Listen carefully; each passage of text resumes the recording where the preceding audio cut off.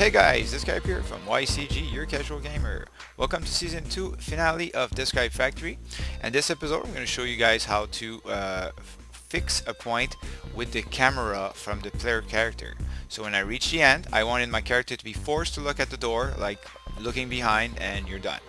I'm going to show you guys how to use a target point or a static mesh. It works with a blueprint too, as long as there's an actor location in play. And the result will be this. Even if I'm looking to the left, I'm gonna know how to fix the point. Even if I'm going back here and looking all the way down, it's gonna bring me all the way to this. So stay tuned, guys. Alright, so let's get started. So the first thing you're gonna need is a trigger volume. I already have one over here, so you're gonna just need to get one over here. Trigger volume, drag it in, and while selected on it, go inside your level blueprint. In my case, it's a streaming volume, but just go inside the level blueprint and make an on collision actor begin overlap event, which I already have. Now what I'm going to use is I'm going to use the gate to do this. I'm going to go over here. Now if you're wondering where all the gate. If you're wondering where the program we build together is, it's just here. I just moved it aside so that someone that has no intention of following my episode can still jump into this tutorial to learn how to do the fixed camera angle. Now we are gonna hold control and bring it to open. So when you get inside the trigger volume, is gonna trigger the possibility for something to enter. In our case, it's gonna be an event tick, because we don't know where the controller rotation is facing at the moment. So you're going to need to have something that goes really quick that can monitor the changes. And from here, we're going to set. So we're going to get control rotation. Get player controller. And we're going to set control rotation right here. So now that was the challenge I was coming through, and I was looking at all these blogs and everything, and I know there's a way to do it. It's just, how do you do it? You needed a new rotation, and you wanted it to be facing another point. In our case, is that door that we have. So what I did is I used the Rinterp 2 node. Now I'm going to tell you quick what it is you have the current rotation of the for our case, going to be the player or object. You want the target, so like if it was a turret that as a target and you wanted to fix that target before shooting, you would use something like that too. And if you want more details on the Rinterp 2, there's a nice link I'm going to leave you for a little 2 minutes video that you can go on and check. But that's basically the idea. So now what we're going to need is get player pawn. So we're going to need our pawn in our case. We're going to get world location. We'll get rotation. Get actor rotation. And we're going to connect it to the current.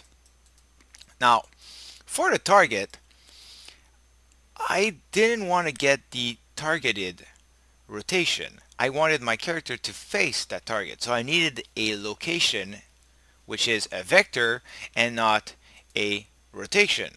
So I pull out of this and I just tried find, and then I saw find look at rotation, and there you have it. It's perfectly set over here. You have the start, the finish. So my start is going to be the player pawn. So I need to get world location. No, I need to get location. Yeah, get actor location. Connect this to the start.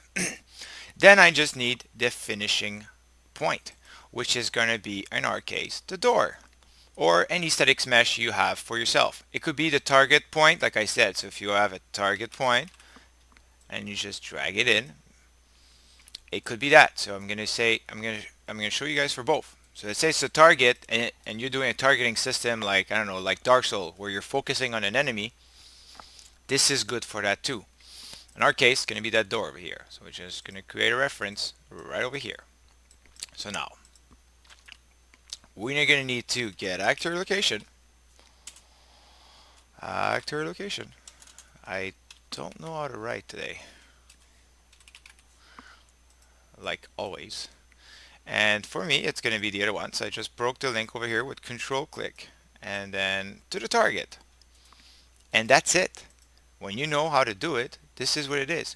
So as soon as you reach inside the end level trigger point, it's going to fire the event tick that's going to update your sequence all the time. Now the interpret speed. This is where it gets important. And the delta second, what I use for this is get world delta seconds. That way, if ever you put in a slow motion or a faster motion, it's still gonna update proportion to that. And if you don't know anything about the get world delta seconds, I'll even leave you a link in the description where you can go check it out what it is.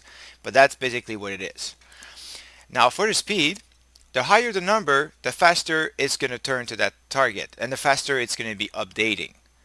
So if you're having a targeting system Dark Souls style, you want to have this high, like 100 or like 50, or you choose a number that fits for you. For my case, I think 3 is fine. Doesn't mean that the time it takes just for the character to turn around without, twisting its neck, let's say.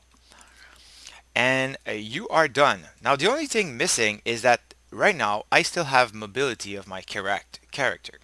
So what's going to happen is when I jump inside the play, if I go towards this, you're going to see that it's trying to get to the point, but I can still force it to like do otherwise, which is not really, it defies the purpose. So in my case, what I'm going to do is I'm going to disable control. So I'm going to do disable input. And for this, you need the get player character and you need the get player controller. If you have multiple player, that's what you got to do. Now, by doing this, if I go inside the play again, everything should work. I'm going to get there and it looks at the target. Perfect, no? I'm going to show you guys what I mean by a target. If you have a target and you want to be forced to look at it, that's like Dark Soul targeting system style. So we're not going to use this because we're not disabling all the controls. We only want to affect the axis. So that's going to be in the player controller. So just get inside the player character blueprint. And what I did over here is, well, I'm going to delete this, is I just inputted something to stop the mouse input. So that means you can still move around, but you're not going to be able to move your camera. That means you're going to be focused on a target. And I just created this little variable. Let's do that together. New variable, call it mouse disable in our case, but for you it could be something else. And we're just going to control click, drag it inside and branch it. So that means that if this is true, then you want the player not to be able to update where it's looking. You're going to have to copy this and drag it up there and connect the false to the update. So as long as this is false, you're fine. So what you're going to do over here is you're going to cast to first person character, get player character, or just copy control this over here, and we're going to set mouse disable to true, and you got yourself a targeting system. Connect everything together to the open and save. So now if everything works well, I'm going to be able to walk around facing my character. So I'm going to be able to face, but as you see over here, the update time is very slow. And you don't want that. And that's what I meant by if you have a targeting system, you're going to have to pump up this pretty high. And I'm going to put it to 100 just to show you the difference right away. You're going to see that I jump inside the play, I reach here, now it's fully focusing on the target, like a real targeting system, and it's always updating. So here you go, guys. You got yourself a simple targeting system. Now the only thing is, when you want to stop, you're going to need a custom event over here that's going to close gate. Just call it close gate or whatever you want it to do. and it's going to close it. So that means when you're done doing so and you want to, let's say the player presses an action and you want the controls to come back, then you would put everything over here, like enable control or whatever would allow the player to move again. So that's it for the tutorial. Now for those that have been following the episodes, let's go ahead and connect everything together. So for me, I have a little sequence over here. You don't have to worry about it. It's just some side tutorial I did. And for me, I don't need all this over here because for me, it's already all done at the bottom here. So if you're following, you're going to need the player disable input just to hook it up over here. And open up this to the open. And now everything should work. Oh yeah, and we have the explosions at the end. That just needs to happen. So let's go ahead and test it out, see if everything works perfectly. Do I have... Yeah, that's good.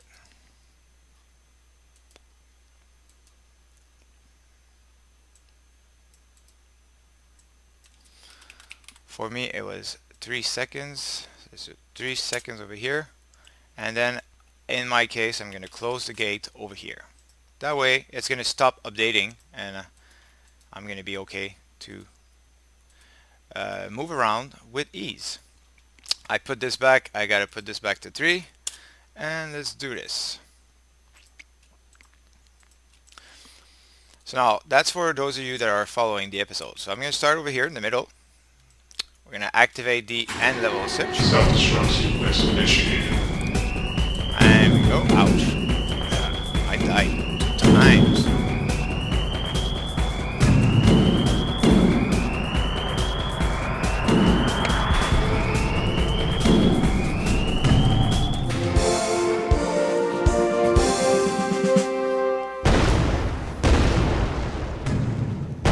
And there you have it. Now you have your full level working, and now you can move around. So hope you enjoyed this, guys. Like always, very happy to have you guys with us. Thanks for all the support, and I'm gonna be able to see you guys in season 3. Whoop! Looks like there's more.